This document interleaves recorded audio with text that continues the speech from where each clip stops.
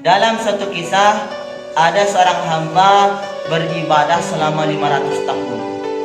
Singkat cerita, Allah Subhanahu wa taala mengatakan kepada malaikat, "Wahai malaikat, masukkanlah hambaku ke dalam surga karena rahmatku."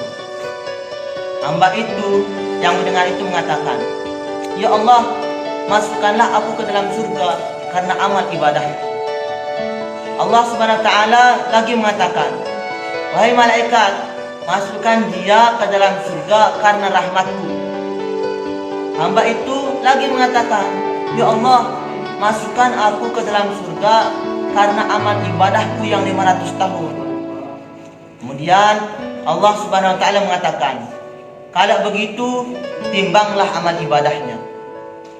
Akhirnya singkat cerita, ditimbanglah amal ibadahnya beserta nikmat penglihatan yang diberikan oleh Allah Subhanahu wa taala kepadanya.